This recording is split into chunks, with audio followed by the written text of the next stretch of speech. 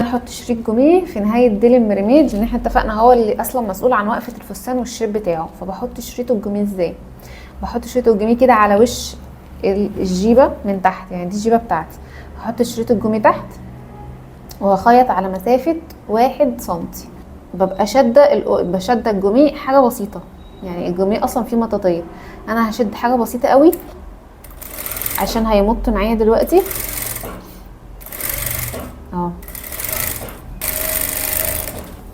هخلص الديل كله. طيب انا هحتاج قد ايه جوميه عشان اعمل جيبه ميرميد؟ بعد ما بتقفليها خالص بتجيبي مازوره وتقيسي الدورانات بتاعتها، يعني تاخدي لفه كده بالمازوره على الديل كله امام وخلف، هتعرفي انت محتاجه كام متر. يا اما على الباترون لو انت عايزه تجهزي الخامات من بدري وانت خلاص رسمتي كل قطع الباترون بتاعتك، هتقيسي ديل الباترون كله كام سنتي علشان تجيبي قده من تحت، يعني طبعا شريط الجوميه بيتحط في الديل.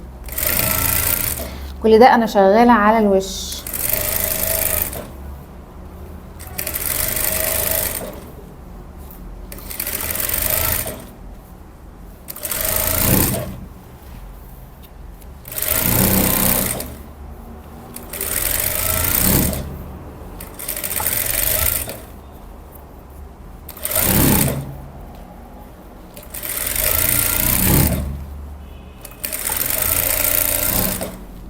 احنا خيطنا شريط الجوميه كده على وش القماشه، هعمل ايه؟ هلفه العكس كده وهبدا اكويه. ركزوا معايا ان شريط الجوميه اصلا بيلم بالحراره، يعني بصوا لو جيت نزلت كده شايفين كل الوروره والعبعبه دي، كل ده هيظبط معايا دلوقتي بالحراره. فهعمل ايه؟ بتنيه كده على مسافه السنتي، احنا بنتني السنتي اللي خيطناه ترد معايا لجوه. بصوا بقى الهواء الزياده ده بعمل فيه ايه؟ ببدا اضغط عليه كده، فواحده واحده بيفرد معايا اهو على الجسم اهو.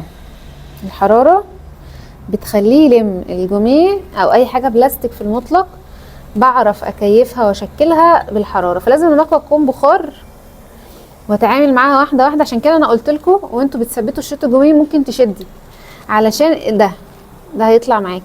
العبعبه اللي طلعت دي لو انا شاده الجوميه مش هتطلع معايا، فاللي هيعرف يشد هو بيخيط هيبقى بالنسبه له افضل، انه ده هيظبط لي الشيب بتاع الجوميه.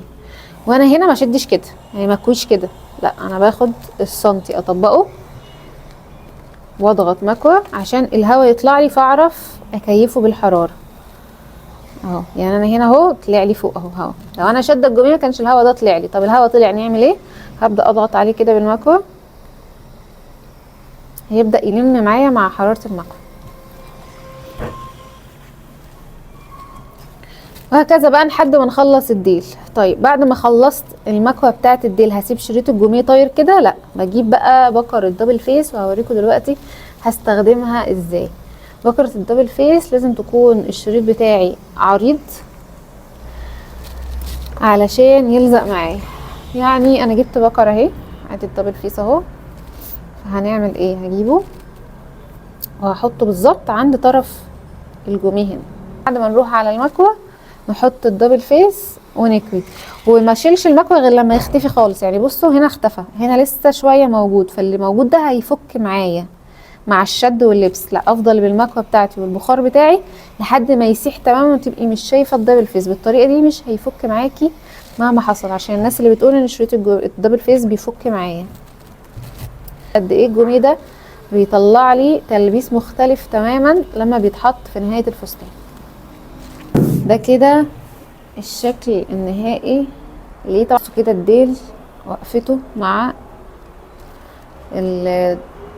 الجوميه والدبل فيس عامل ازاي.